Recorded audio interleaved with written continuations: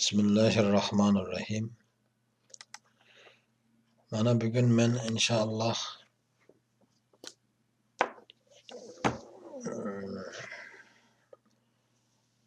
rassom tuz degan fosiqqa javob berishga vaqt topdim. Bugun oldingi mo'ljallaganim kabi o'sha fitna fasodlarni davom etmasdan boshqa bir mavzuga to'xtalmoqchiman. Bu narsa demak bugunning mavzulari o'rtaga tushib qolgan. Mana Facebook'ta men bugun ko'rdim. Namoz normo'min janoblarining bir 4 qator yozgan bir postini kimdir repost qilib qo'ygan ekan. O'shani o'qidim. U kishi meni hozir blok qilgan, ko'rinmaydi uni yozgani menga. O'sha unga tegishli odamlardan kimdir qo'ygan ekan, o'shani o'qidim. Bu yerda yozilishigan gapga qaraganda demak Namoz aka shunday deyaptiki, meni yomonlayotgan odamlarga nasihatim deymi? Xullas men hammasiga o'zim aybdorman va meni yomonlayotgan odamlar ro'za tutsin u bu deb shunaqa bir gap. Bir tuturuq yo'q bir narsa yozilgan. Bu gapni Namoz aka aynan kimni nazarda tutdi men bilmayman. Lekin ko'proq gumonim bu narsa menga qaratilgan. Meni o'sha oxirgi suhbatlarimni bittasida Namoz akani bir paytlari yozgan bir narsasini zikr qilib o'tgan edim. Bor yo'g'i shu. Uni ham men Namoz aka o'zi yozmagan, lider tarafidan aytib yozdirilgan deb aytgan edim.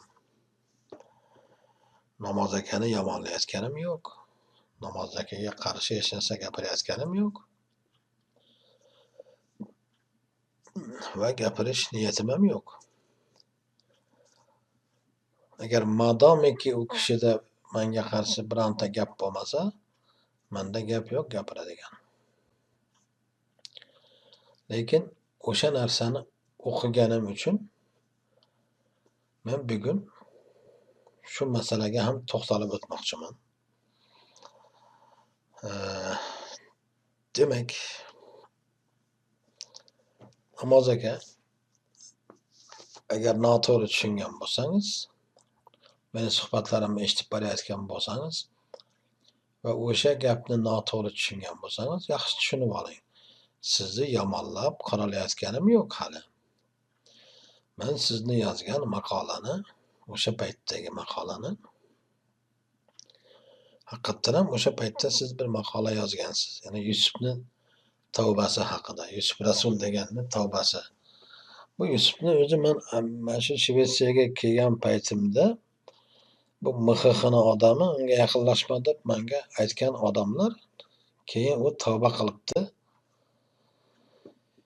Ismat Xo'shev uni tavba qildiribdi, uzr so'rabdi liderdan. Lider voy uni keyin uzrini qabul qilib u bilan do'st bo'libdi yana. Va o'sha narsani siz yozib chiqqansiz Namoz aka. O'sha maqolada tavba haqida, uzr haqida, bir balo haqida, tavba qilish yaxshiligi haqida bir narsa yozgansiz. Uni ichiga 2 qator menga tegishli gapni ham qo'shib ketgansiz. Siz aytgansizki, o'sha paytda o'sha maqolangizda bizni safimizdagi sobiq safdoshlarimiz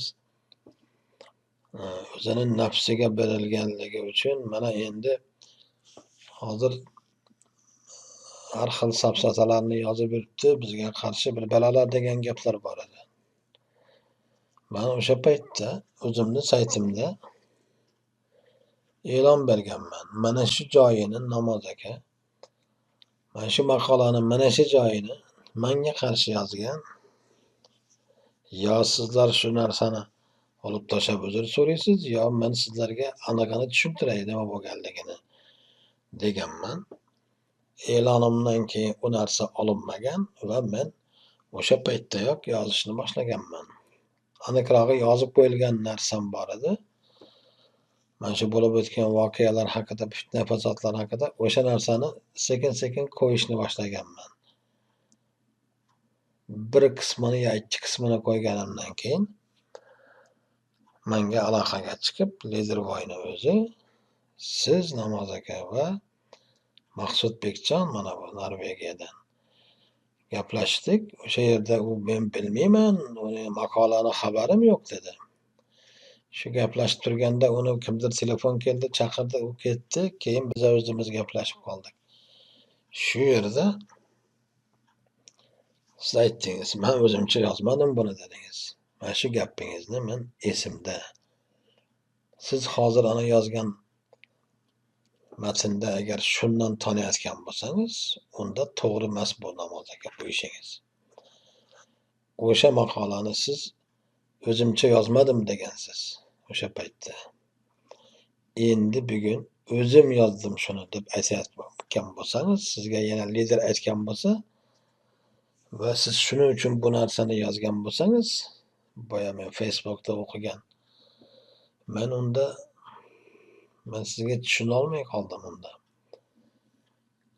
Mo'min kishi yolg'on gapirmaydi.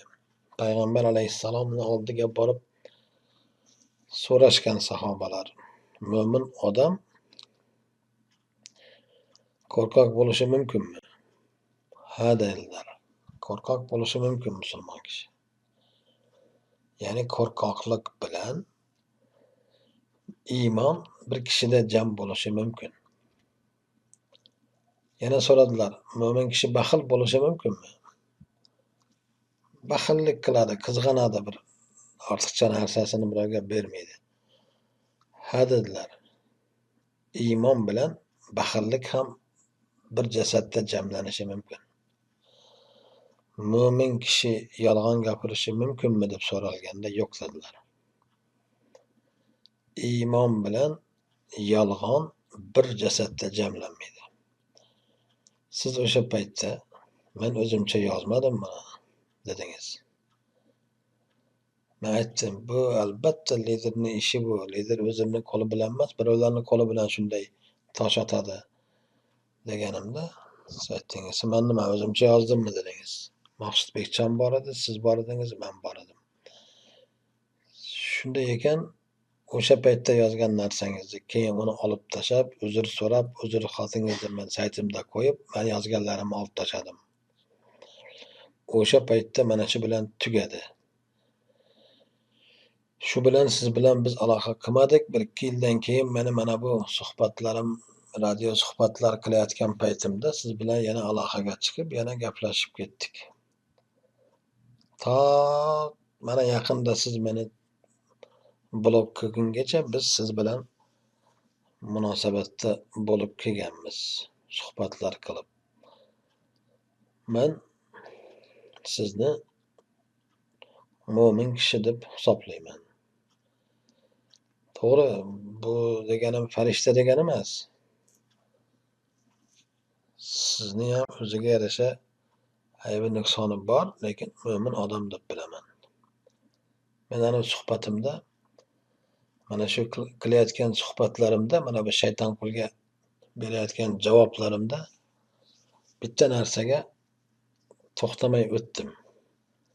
O'zbekiston Xalq harakatini tashkil qilingan qurultoyda nizomda demokratik degan bu harakat, O'zbekiston Xalq harakati O'zbekistonda demokratik jamiyat qurishni istaydi degan iborani, o'sha demokratik degan so'zni oldirib tashlashni siz talab qiluvdingiz.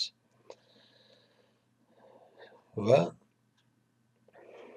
o'sha yerda ko'pchilik ovoz bilan keyin o'sha akramillar tarafidan ham shu sizni fikringiz qo'llab-quvvatlandi va o'sha gapni olib tashladi o'sha nizomdan. Demokratik degan so'zni olib tashlatgan odam siz edingiz. Va oradan 3-4 yil o'tgandan keyin mana 2 yil oldin 2016-yilda mana shu rassom tuz degan iflos xuddi shu narsani abutib qildi deb yozib chiqdi. Vaholanki uni men o'sha paytda sizga xat yozuvdim. Namoz aka, buni endi bir narsa deng endi deb. Siz shunda yozdingiz. Uni men qilganman deb siz yozma ravishda bir narsa yozdingiz. O'sha voqeani guvohlari hali tirik, hamma bor, hamma biladi. Lekin rassom shu narsani atayin meni aybdor qilishga uringan edi o'sha paytda. Uni siz o'z zimmangizga oldingiz. O'zi aslida bu narsa men oldin ham ko'p aytganman bu narsani. Yo bu O'zbekistonda demokratik jamiyat quriladi, yo o'sha ba'zilar o'ylayotgan xalifa. Uchinchi variant yo'q bizning qo'limizda. Uchinchi bir loyiha, uchinchi bir qolip mana shunaqa narsa quramiz deydigan. Bugun qaysi mumkin, qaysi birini qilish mumkin deganda bu narsada men allaqachonlar o'zimni pozitsiyamni tanlaganman. Shuning uchun ham mana bu odamni oldiga Erk Demokratik partiyasini raisini o'sha nimasiga borib safiga qo'shilganman, ya'ni mana shu harakatga, boshqaga, ittifoqiga, barobattariga. Bu degani dinni inkor qilganim uchun emas, dinni tushunmaganim uchun emas. Avval ham bu narsani 100 marta takrorlaganman. Yana aytishga majbur bo'lyapman. Bugun qilishimiz mumkin bo'lgan narsani qilaylik. Qilishimiz mumkin bo'lgan narsani. Hali u ham mumkin emas, u ham tez, oson bir bo'ladigan narsa emas u ham. Mana bugun siz qo'llab-quvvatlayapsiz, Mirziyoni maqtayapsiz, uni xullas unga nisbatan ehtiromingizni ochiq-oydin namoyon qilyapsiz. Nimaga? Bu nima qilyapti o'zi? Bu hali demokratiya emas, bu demokratiya sari bir qadam qo'ydi xolos. Hali demokratiya bo'lgani yo'q O'zbekistonda. Shunga qarab bir qadam yurdi. Siz u demokrat bo'lib qolsa nima qilasiz? Agar toza demokrat bo'lib ketsa. Siz uni hali hozir shuncha uni nima qilyapsiz? Qo'llab-quvvatlayapsiz. Agar rostdan ham demokrat bo'lib qolsa-chi, kelajakda sizga tushunib bo'lmaydi. Dod deb demokrat so'zi kerak emas deb buni oldirdingiz. Nima taklif qilasiz evaziga? Xalifatmi? Agar u bo'lmaydigan bo'lsa nima bor yana? Axir hozir mumkin bo'lgan narsani qilaylik deyapman-ku men boshidan oyoq.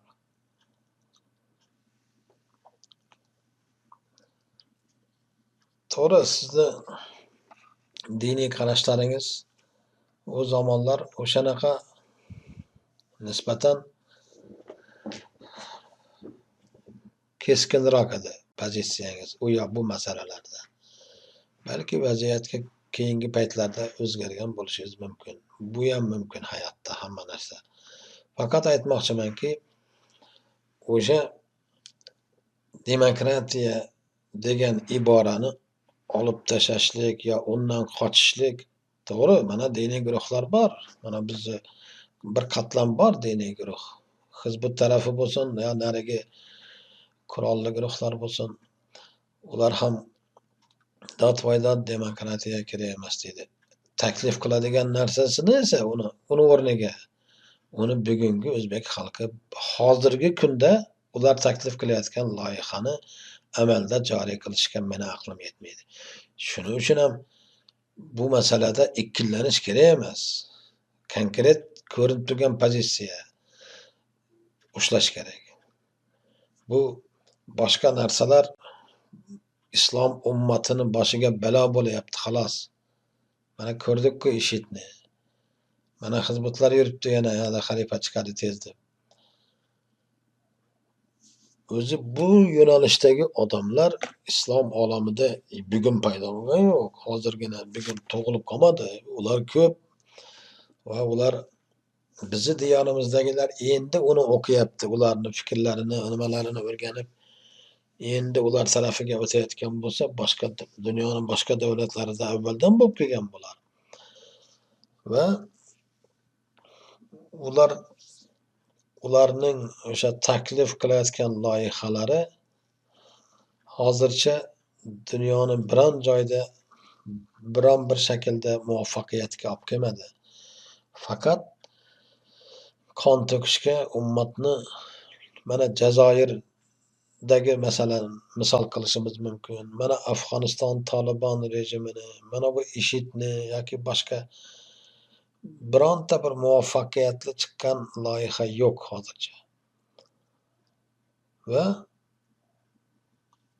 ummatga lekin zarari ko'p ekani aniq.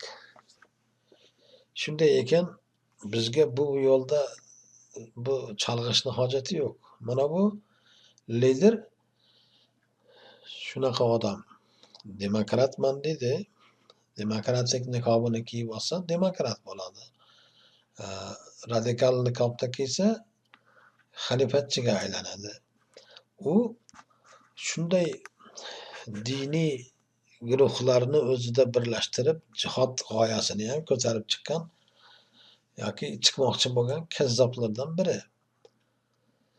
Meni esimda mana bu Qudrat Bobojon degan nusxani sayti bo'lar edi, Ponovuz degan. O eski zamonlarda o'sha Ponovuz degan saytga haligi Dilmurod Xudoyqul degan DX shunday deb imzo qo'yar edi, u DX deb shuning uchun uni DX deb o'rganib qolgan edim aytishga. Mana shu DX degan bir maqolalar yozgan o'sha paytda.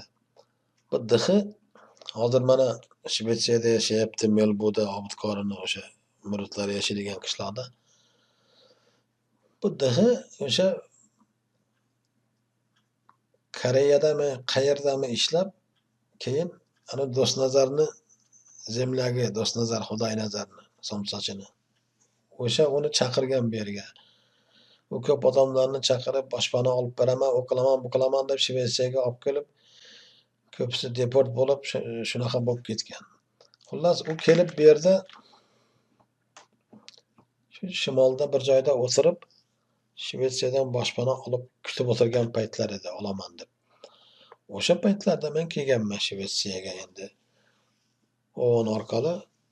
Xullas, o'sha paytda ana Ponovuz saytida uni maqolasi Do'stnazar uni tanishtirib qo'ygan bo'lsa kerak, bu Qudrat bilanmi, kim bilanmi? Xullas, u Do'stnazarni yaqin oshnasi edi. Bu DX va uni maqolalari o'sha Ponovuzda chiqar edi. Ponovuzda bir maqolasi chiqqan. U yozganki, agar menga aytsalar, men borib o'zimni biron joyda xohlagan joyda portlataman degan. Shunday fanat odamlar bor-da. Xullas, unga qarshi har xil mana bu Yusuf Rasul degan ham Ponovuzni tekshirib yurar edi, bu yerda bir narsa topsa, u ham shov-shuv qilar edi. Dod bu demokratiyaga to'g'ri kelmaydi deb. Bu Yusuf Rasul demokrat, bu haqiqiy demokrat bu. Uni o'zi o'sha maskada, uni bitta maskasi bor, u demokrat, tamom. Lekin bularda maskalar ko'pda. Bu rassom tuz kim bu?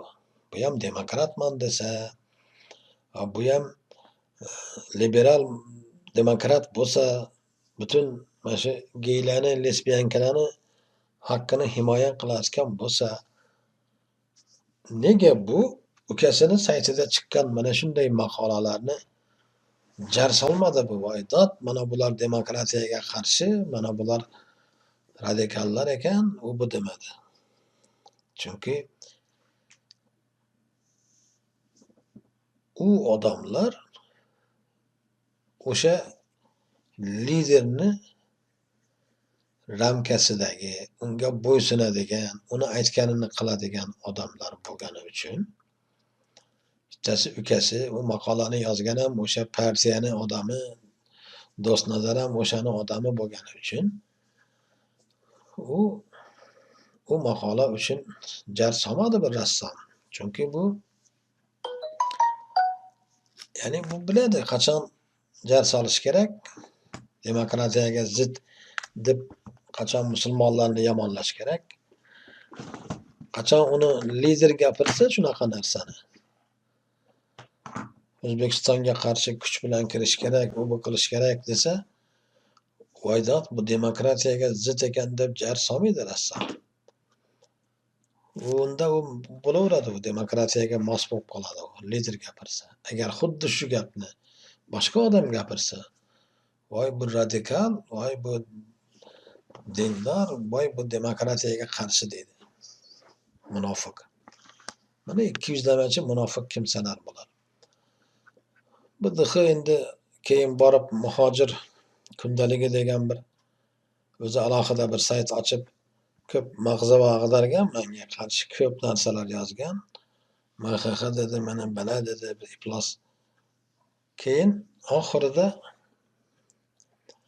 uzr so'rab, keyin xatam yozdi. Mana meni saytimda ham turibdi u. Dilmurod Xudoyqulni uzri degan o'sha uzr so'ragan xati turibdi saytimda. Xullas kalom, u hozir u yerdagi o'sha paytdagi pozitsiyasidan uni qaytgan bo'lsa kerak, bilmayman. Har holda uni tarbiya qilib, odob axloq o'rgatishyapti unga odobchilar yerda. Nima bo'lganda ham mana bu musulmonlarni shunday qatlami borki, ular mana shular o'zini qurbon qilishi mumkin, u bu kimga qo'shilib borib urushishi mumkin, boshqa qilishi mumkin. Mana shu qatlamni o'ziga og'dirmoqchi bo'lgan vaqtida lider ham. Uni Afg'onistonga borib ham qilmoqchi bo'ldi, eplolmadi. Boshqa yerda ham uni eplay olmadi. Va eng yomoni eplay olmagani bir taraf. O'sha narsani demokratman deb turib, dinni mana shunday vosita qilib o'zini maqsadiga erishish yo'lida vosita qilganligi katta xato edi, jinoyat edi bu. Shu narsani hech kim indamaydi, hech kim gapirmaydi. Mana bu demokratman deganlar ham va hokazo. Xo'p. Keyin endi bu yerda men xulosa qilib aytmoqchimanki, Namoz akaga siz bilan hech narsa meni oramda yo'q janjallashadigan va meni janjallashish siz bilan niyatim ham yo'q. Agar sizda shunday niyat bo'lmasa, menda yo'q. Endi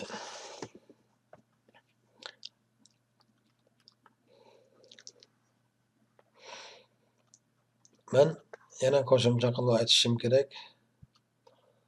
Haligi kinodagi Vatan gadolar degan kino ishlagan MXX menga qarshi. O'sha kinoda haligi Zayniddin degan bola gapirgan. Bu haqida oldingi suhbatlarda aytib o'tgan edim. Bu bola shu Abutov degan menga qog'oz berdi, $100 pul berdi, tarqatib aytdi, u bu deb gapirgan. Uni ma'lumotlarini aytgan edim. Surat Ikromov esa o'sha Abutov degan nom bilan MXX chiqqan unga. MXX u bilan gaplashib turib qog'oz bergan va hokazo deb bayonot tarqatdi va o'sha paytda menga Pahlavon Sodiq, bu liderni Sodiq muritlaridan biri menga telefon qilib shu haqida so'ragan. Men unga o'sha paytda telefonda BBCga o'sha intervyu berganman, aytganman, men haqiqatdan ham uni taniyman. U bola bilan men gaplashganman, MXX emas deganman. U Surat aka MXX deb uni xato yozgan. Lekin men u bolaga $100 bermaganman, qog'oz ham bermaganman. Men faqat u bilan shu Facebookda yozishganman. Internet kafega kirib yozar ekan u. U yoqdan turib, men bu yoqdan shunday yozganmiz, tamom. Buni aytganman. Keyin buni mana shu shaklda efirga chiqishi liderga zarar bo'lishini va bu ishni bu bola mana shu liderni fitnalarining qurboni bo'lib ketishini ehtimoli borligi uchun, ya'ni liderni obro'siga zarar bo'lishini hisobga olib bu intervyu albatta nimaga berilmadi. Xuddi anavi Hurmat Bobojon ham bir paytlar intervyu olgan edi Galimani suratlari masalasida, uni ham efirga bermagan edi. Chunki har ikkala holatda ham men aybdor bo'lib qoldim yoki MXX meni aybladi Zayniddin masalasida, Galimani suratlari masalasida Galima meni aybladi. Har ikkalasida ham men aybdor bo'ldim, lekin Galimani suratlari masalasida meni aybim yo'q edi. Ammo anavi bola masalasida men haqiqatda gaplashgan edim, lekin $100 bermaganman, surat ham bermaganman. Haligi qog'ozni tarqatadigan qog'ozni. Keyin uni haligi Nigara Hidoyatovani odamlari bergan degan gapni lider aytgan. Mana bu narsa o'sha suhbatda aytilmay qolgan ekan, o'shani hozir qo'shimcha qilyapman. Yana bitta narsa, o'sha Hidoyatovani haligi Serquyosh O'zbekiston degan tashkilotimi nimasi bor ekan, uni OXXga qo'shilgan bo'lib, uni videosini gapirganlarini ham qurultoyda haligi rais saylash jarayonida eshitib hammaga u raisni rais deb e'lon qilgan. Buni aytib o'tgan edim oldin. Shu odamni shunday qilib rais bo'lganligini. Mana shu narsa keyin aytdimmi yo'qmi eslolmayman, o'sha Hidoyatovani tashkiloti ham bu O'zbekiston xalq harakatiga qo'shildi deb u yerda yozib chiqildi. O'shanda u yoqdan jar soldi, aydod men qo'shilgan emasman deb. U Ozodlikka, BBCga qayerlarga aytgan qo'shilmadim deb. Chunki uni O'zbekistonda turib faoliyat qiladi, bu yashirin ish biz bilan ishlaydi, rasman emas deb. Keyin rais mana shu lider shuni o'zi o'sha O'zbekiston xalq harakatini a'zosi bo'lgan tashkilotlarni ro'yxatidan uni chiqarib tashlab, uni yozmasdan qo'yishni aytgan. Ya'ni u bizning safimizdan o'sha paytda chiqib ketgan rasman. Yoki men a'zo bo'lmaganman deb aytgan u. Buni esa O'zbekistonda uni bosimga uchrashligi ehtimoli borligi uchun shunday qildi deb keyin uni shunday tushuntirgan rais. Va u o'zi u bilan aloqa qilib turgan. Chunki haligi qog'oz tarqatishlar boshqalarda Hidoyatovani nimalari qatnashgan odamlari. Xo'p, endi Meni yana hayratda qoldirgan narsalardan biri mana bu Jahongir Mamatov degan kishini bir paytlar yozgan kitobi. Men buni kecha ko'rib nimaga qo'yib qo'ydim? Facebook'dagi sahifamga. Xo'p. Meni haqiqatan ham bu o'sha paytdagi yozilgan mana bu 2006-yildagi yozilgan kitob. Hozir demak 2018 bo'lsa, 12 yil oldingi kitobi ekan bu. U yerdagi voqealar esa undan ham oldingi bo'lgan voqealar haqida yozilgan kitob. Men oldingi suhbatlarning birisida ham aytgan edim. Nega liderga faqat bitta men emas qarshi bo'lib turgan yoki bugungi huquqiga kirib keyin uni tark etib ketgan odamlar emas, faqat unga qarshilar o'sha paytdan boshlab o'sha 90-yillar o'sha buni prezidentlikka nomzodini qo'ygan paytlari, xullas o'sha tarixdan boshlab buni mana shunaqa bunga qarshi odamlar bo'lgan. Va shulardan bittasi mana shu Jahongir Mamatovni ko'rsatishimiz mumkin. Bu odamni yozgan narsalarini o'qib o'yladimda o'zimni. U yerdagi gaplar, u yerdagi o'sha Jahongir Mamatov bir kitob yozgan ekan, u kitobni Erikni Turkiyadagi gazetasi chiqib turgan paytda o'sha gazetani o kitobdan parchalarni qo'yib borayotgan ekan. U ketgan paytda Ozarbayjonga bola chaqasini olib kelish uchun o'sha uyiga kirib, kitobini ochib, o'sha joylarini yer-berini o'zgartirib, o'zini maqtaydigan narsalarni qo'shib, mana shunday qilib gazetaga bosib, Jahongir Mamatovni nomidan uni kitobini, uni ruxsatisiz o'sha gazetaga bosib, o'zgartirib, bosib olib, shunday qilib chiqargan. Ya'ni men shaxsan 100% ishonaman shu narsaga. Bu Jahongir Mamatov bir jiddiy odam, yoshi bir joyga borgan, yolg'on gapirmaydi. Men ishonaman bu odamni mana shunday sifati borligiga. Men o'zim guvoh bo'lganman. Mana bu Maqsud Bekjon, ukasi Maqsud Bekjon bir maqola yozib jo'natgan. Men saytning moderatori edim, saytga qo'yish uchun u maqolani unga jo'natdim, liderga. Lider uni yer-berini o'zgartirib, bir narsalarni qo'shib menga jo'natdi, men qo'yib qo'ydim.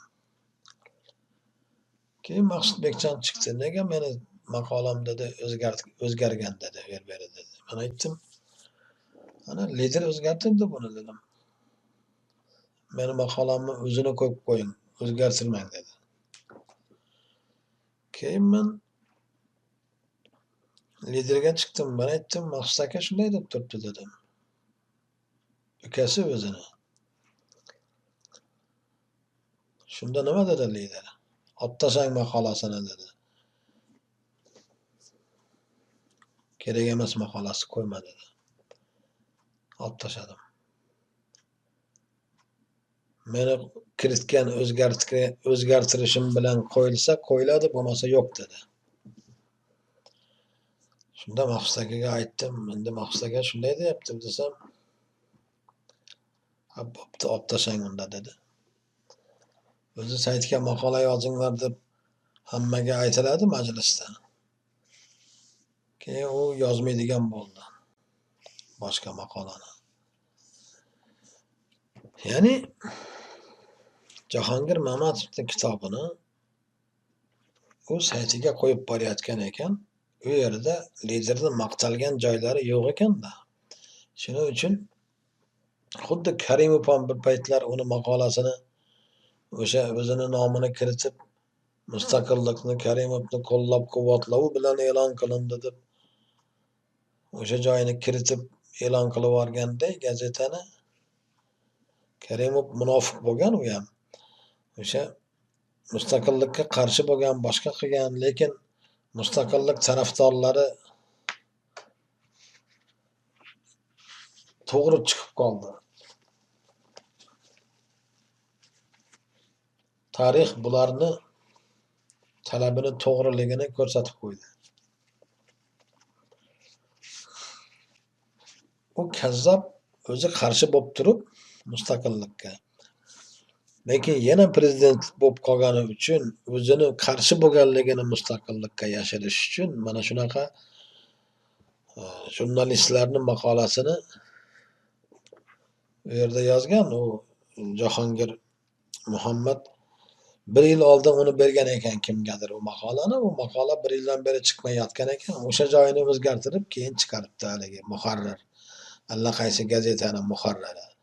U zamonlar endi gazetaga chiqmasa maqola boshqa qayerga chiqadi? Internet yo'q.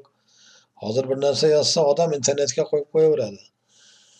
Lekin u zamonlar gazetaga chiqarmasa boshqa chiqadigan yer yo'q edi-da. Ya'ni iyaqni kazzobligi, munofiqligiga u bir misol bo'ladi. Uni misollari yana o'zi ko'p aslida. U iflos mana shunday qilib hukumatni boshqarib o'lib ketdi. Alloh xor qilsin uni. Abadiy jazo bilan jazolasin. Endi mana bir liderni qarang. Mana shu iyaq bilan buni Siyam egizaklari deb nom qo'yganlar. Mana bu Abdurahmon Tashanovning gapi bor bu yerda. Siyam egizaklari gavda bitta, kalla ikkita shunaqa bir tug'ilib qoladi. Siyam egizaklari degan nom oladi bundaylar, Xudo asrasin. Lekin mana shu bular endi gavda ham ikkita, kalla ham ikkita. Lider bilan iyaq Siyam egizaklari deb mana shu yerda nomlashgan. Bularni bir xilligini, bir-biriga o'xshashligini, xudbinligini, shunday kek saqlashligini, zlopamitni va haligi qora ro'yxat tuzib o'zlarini qasd olishini, maqtovga o'chligini va hokazo juda ham o'xshash joylarini yozishgan. Meni hayratda qoldirgan narsa haligi anavi Bahodir Fayzini nomidan chop qilingan liderni o'zi yozib, uni nomidan chop qildi deb degan gapni ham o'sha yerdan ko'rdi. Vaholanki men u kitobini o'qimaganman, Jahongir Muhammadning bironta kitobini, magar mana shu narsani o'qidim. Hayratda qolganim, men u kitobni o'zim o'qib turib, u bolani esa taniganim uchun, uni mendan yoshligini, u bola muxolifatni o'sha paytdagi tarixi haqida kitob yozishi mumkin emas. Hali maktabda o'qigan bola u paytlar. Agar bular muxolif bo'lib yurgan paytda. Bu kitobda esa Muhammad Solih ulug'langanligi, uni bir buyuk siymo qilib ko'rsatganligi, mana shu narsani bu shunday uyatsiz kimsaki o'zini o'zi maqtab kitob yozadi-da, uni boshqaning nomidan chiqaradi. O'zini o'zi mana Jahongir Muhammadning maqolasini, o'sha kitobini olib haligi bir joyga qo'shib yuboradi, o'zini maqtalgan qismini kiritadi-da, Jahongir Muhammad nomidan chop qilib yuboradi. Shunchalik pastkash bo'ladimi odam? Shunchalik maqtovparast bo'ladimi odam? Axir bunchalik maqtash kino ishlatgan, Qurolsiz kishining ozodligi degan kino. u ham bir qancha pul berib odamlarga, mana bu Ozodlikda muxbir Mehribon degan qiz bor Xorazmda, o'sha borgan, uni ovoz bergan haligi ba'zi joylariga. Ana u Kamoliddin Yo'ldosh hozir mana u Polshadami qayerda yuribdi. U yana boshqalar. Xullas kalom, uni suratlari, o'sha paytdagi yozilgan bir gaplar, gazetalar, parchalar, shu narsalarni to'plab hammag'ini o'qib, kino qilib ishlagan. Va bu kino ham bu odamni buyuk zot, ulug' zot ekanligiga qaratilgan. Ssenariyni o'zi yozgan bo'lsa kerak. Odam o'zini maqtash uchun o'zi kino ishlaydimi? O'zini maqtaydigan kinoni o'zi Karimov ishlatgan. U endi MXXlariyu boshqalariga, jurnalistlarga ishlatgan bo'lsa, uni kim maqtaydigan bo'lsa, Abdulla Aripov haligi shoirlariga pul berib, amal berib, unvon berib, qahramon deb Karimov qilgan. Bu ham bu yoqda qilyapti shuni. Kitoblarda ham shunday qilyapti. Ya'ni haqiqatdan ham Karimov bilan buni o'xshashligini o'sha o'zi ham aytadi-ku, "Iyaq meni tengim" deb aytar edi. Haqiqatda tengi ekanda Iyaq buni. O'sha marazligi, firibgarligi, kazzobligi, shuhratparastligi, manmanligi, kibri havoda va hokazo va hokazo, bu hamma joyda bu u bilan teng ekanda Iyaq bilan. Faqat bunda amal yo'q, bunda oq saroylar, ko'k saroylar yo'q, boshqa joyda bir xil Iyaq bilan. Ehtimol u yoqda ham birga bo'lar, dunyoda birga bo'lolmadi u bilan, balki u yoqda birga bo'lar. Ajab emas. Meni hayratda qoldirdi mana shu Jahongir Mamatovning yozgan narsasi. Vaholanki u kitob 12 yil oldin yozilgan. Voqealar esa undan ham oldingi voqealar. Ya'ni eski voqealarni yozgan 12 yil oldin. Men uni kecha o'qidim.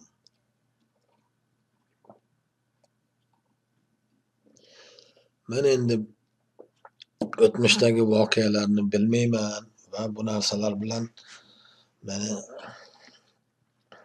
birovni oqlamayman ham, qoralamayman ham, meni ishim yo'q deb aytgan edim.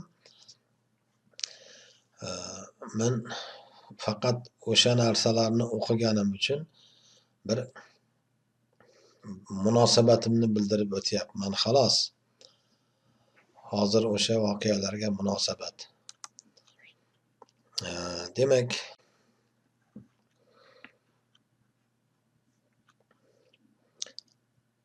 mana shu o'tgan suhbatimda aytib o'tdim. 5 ta narsa liderni asosiy aybi, biz qo'yayotgan unga ayblar. Birinchisi o'sha dinni suiiste'mol qilmoqchi bo'lganligi. Jihod qilaman deb, boshqa qilaman deb. Bu o'zi jinoiy ayblov bu. Mayli, u yog'i bilan endi huquq tartibot organlari shug'ullansin, bizning ishimiz emas. Lekin diniy nuqtai nazardan bu unga nisbatan qo'yiladigan ayblov. Ikkinchi tarafi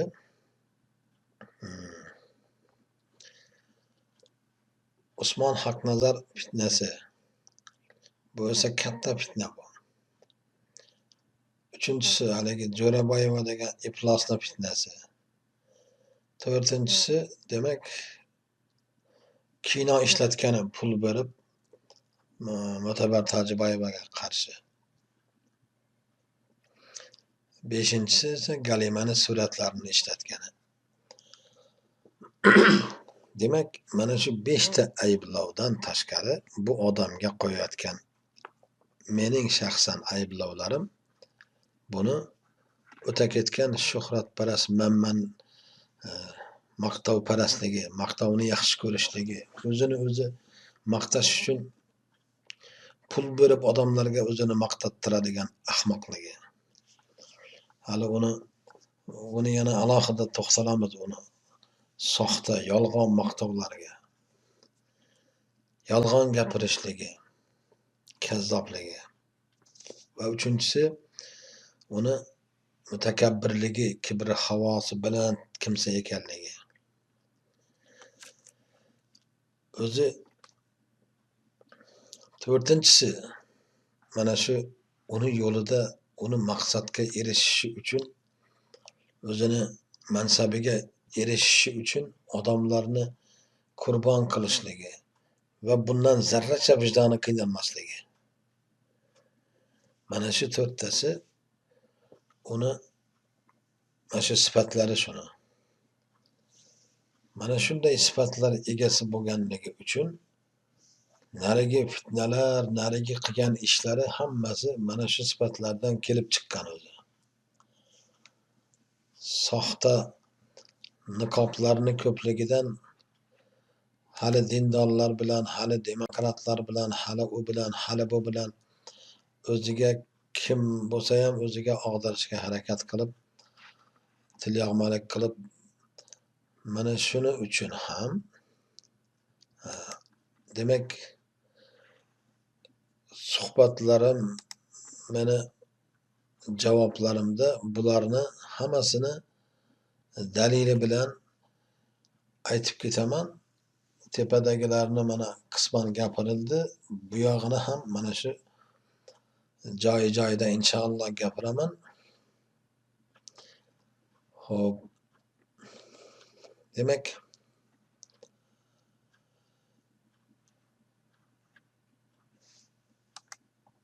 yana bitta bugun gapirishim kerak bo'lgan narsalardan bittasi. Xo'p, mana bu Eshonqul degani menga bir narsa yozgan ekan. O'zim meni u bilan aloqam yo'q. Uni yozganlari menga ko'rinmaydi ham, kelmaydi ham. Uni yozganlarini ham kimlardir jo'natadi. O'sha jo'natgan narsalarini, o'sha qismlarinigina faqat o'qiyman. Xo'p.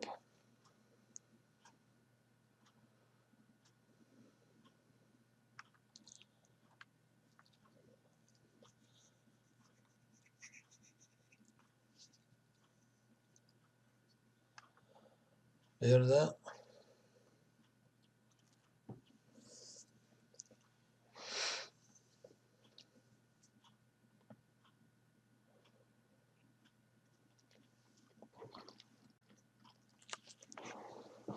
Abutub janoblari Muhammad Solih menga buyurtma berganiga aniq shahodatingiz, dalilingiz bormi?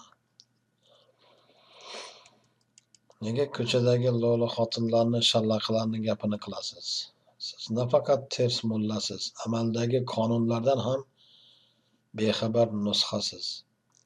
Shuni bilingki, men birovning buyurtmasini bajaradigan, bo'yniga zanjir solingan olapar emasman. Degan gaplar bor ekan. Xullas, meni hayron qoldiradigan o'sha tuban va pastkashlarga hasad qilinmaydi degan maqolada men bu narsani to'liq ochiq oydin dalillari bilan keltirganman. Va buni bu xotinga u kino ishlash haqida buyurtma qilinganligi, u esa shu yo'nalishda nima ishlar qilganligini yozib, hisobot qilib jo'natgan o'zi u raisga, Istanbulga. Va u buni hisobotini o'qimasdanoq saytiga qo'yib qo'ygan. Tepa qismida haligi DDAlar bor ekan, unday bo'ldi, bu bo'ldi, bu bo'ldi. O'shani uni ham men ko'rmaganman. Ana Mo'tabar Sojiboyeva ko'rib qolib, bir kuni gapirib qoldi. Mana bular shunday qilyapti ekan deb. Men keyin uni saytiga kirib qarasam, haqiqatan ham shunday maqola turibdi. Maqolasini tagida haligi Men buni hammasini qo'yganman mana suratlari bilan. O'sha xohlagan odam kirib o'qib olishi mumkin. O'zlari qilganligi aniq bo'lib turib, dalillar bo'lib turib, bular yana shuni tan olmaydi-da, shu ishni biz qildik, shu ishni haqiqatdan ham deb aytsa bo'ladi-yu shuni, masalan. Shuni qilmayapti-da bular. Bundaylar bilan hech ish qilib bo'lmaydi. Chunki bir narsani dalil isbot bo'lgandan keyin tan olish kerakda odam degan. Bu kazzoblar tan olmaydi. Haligi nimayam yozgan shuni Jahongir Mamatov. Shunaqa ekanligini bularni. Haqiqatdan ham shunday pastkashlar ekan. Hech bo'lmasa mana shu o'zlari yozgan xatni, o'zlari saytiga qo'ygan narsani, ha shuni shunday bizni aybimiz bu deb aytsa bo'ladi-ku.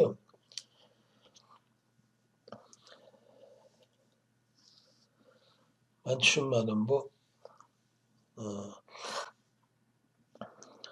Eshonqul hozir haligi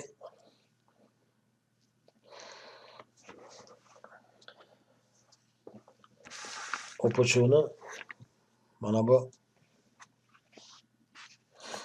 Boymatovni o'rniga prezident bo'lgan.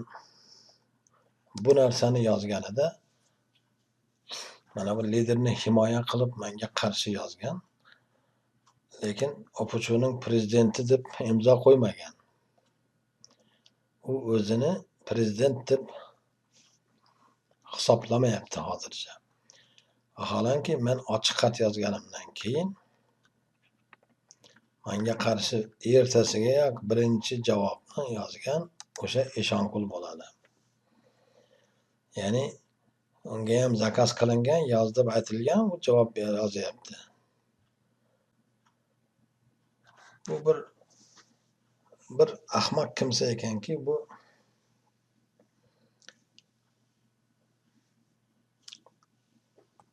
televideniyadan haydalganidan keyin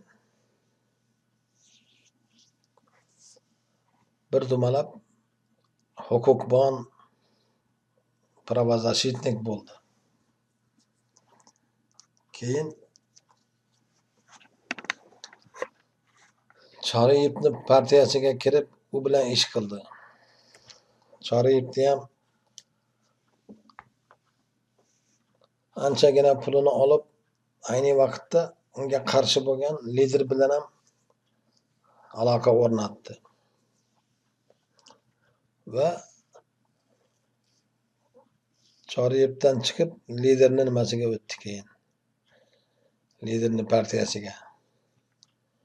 Uni ishlarini qilib beradigan bo'ldi. Meni zaharlashdi deb bir paytlar jar solgan edi. Choriyev bilan men suhbat ham qilgan edim. Haqiqatdan ham uni zaharlashgan deb aytgan edi. Lekin balo ham urgani yo'q, mana yuribdi. Endi Boymatovning partiyasini prezidenti bo'ldi borib. Xullas kalom, bu kimsani o'zicha menga qarshi chiqqanligini men ishonmayman. Bu odam, bu kim bunga pul bersa, o'shanga qarshi bu ishga tushadigan shunaqa bir kimsa bu. Men o'sha paytda mana shu she'rni yozgan edim. Hujum qildi menga lider urg'ochi shayton bilan. Aybini yopmoqni istar safsata yolg'on bilan. Endi barcha trollarni ishga sol kutmoqdaman. Senga qarshi jang qilurman har nabor imkon bilan. Andisha otini qo'rqoq qo'ygan ahmoqsan demak. Trollarni ishga sol. Trollarni ishga solgin bos degan farmon bilan. O'zingni nafsing buyuk tutgan marazsan endi sen. Nima farqing qoldi shu iblis degan shayton bilan. Kimligingni baribir Tangri bilur shak shubhasiz. Sen firibgarlik qilib eldan nahang qilg'on bilan ozgina hurmatni ham yo'qqa chiqarding kibratib. Tubanlikda teng bo'lolmas hech nima inson bilan. Sahviyo nojins marazlar ichra o'tdi umri naqd. Ne qilay taqdir ekan o'tmoqdaman armon bilan degan she'r edi bu. O'sha paytda mana shu Eshonqulga javoban. Lekin muammo shundaki, bular o'sha aybini tan olmaydi. Nima deb gapirsang ham tan olmaydi. Subhanalloh. Haligi Jahongir Mamatov ham yozgan, bular tan olmaydi, aybini aytsang ham yolg'on deb turaveradi deb. Men bugun shuni tasdiqlayman. U odamni yozgan 12 yil oldingi yozgan kitobini, u yerdagi u liderning o'sha sifatlarini men bugun haqiqatan ham shunday ekanligini tasdiqlayman. Shunday kazzobligini va aybini tan olmasligini. Endi u nafaqat uni o'zi, ana u aka-ukalar ham xuddi shunga o'xshagan ifloslikda, firibgarlikda undan zarracha kammas bular ham. Undan o'tsa o'tadiki kammas va hop. Demak,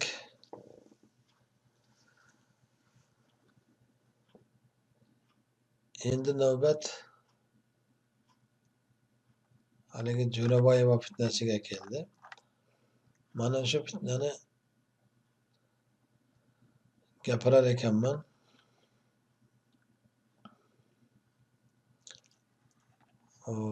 Yana Jahongir Mamatovni Turon Zamin degan saytidan foydalanaman. Mamatovga ham qoyil qolamiz. O'sha paytdagi chiqqan materiallarni hammasini to'plab mana shu Turon Zamin degan saytiga qo'yib qo'ygan ekan. O'sha paytdagi nimaiki material chiqqan bo'lsa, bizani saytimizdagi, ya'ni OXXni saytida hammasini to'plab o'sha nimaga qo'yib qo'ygan ekan. O'zini saytiga arxiv bo'lib turibdi. Men endi uni Facebookka ham qo'yganman, o'sha saytni linkini. Men endi o'sha paytdagi voqealarni gapirganda mana shu yerdagi materiallardan foydalanaman. Chunki o'zimni o'sha paytlardagi voqealarni yozib qo'ygan bir matn bor edi. Afsus, u narsa yo'q bo'ldi. Bugun menda o'sha voqealarni kirchikillarigacha yozilgan narsa yo'q qo'limda. Men saqlab qo'ymayman materiallar, hech narsa qachonlardir kerak bo'lib qoladi deb. Lekin mana Jahongir Muhammad saqlab qo'yibdi ekan. Ana u o'lib ketgan zamondoshdagi iflos ham ko'p narsalar uni saytida ham bor edi. U ham yo'q bo'ldi, gumdon bo'ldi, o'zi ham, sayti ham, yer yutdi hammasini. Lekin mana bu Turon Zaminda turibdi ekan. Mana shu Turon Zamindagi materiallarni o'qib, demak o'sha yerdan voqealarning rivojini birinchi bo'limda ozgina aytgan bo'lsam, o'sha o'zim umumiy qilib.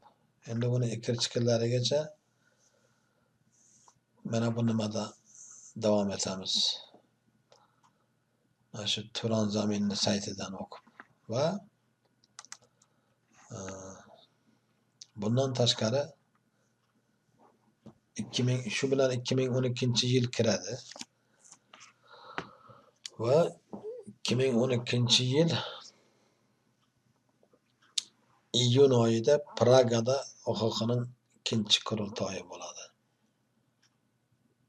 hali uni navbati bilan o'sha paytgacha borganda u qurultoyni va u qurultoydan keyingi voqealarni gapiramiz. Xullas, hali gap ko'p.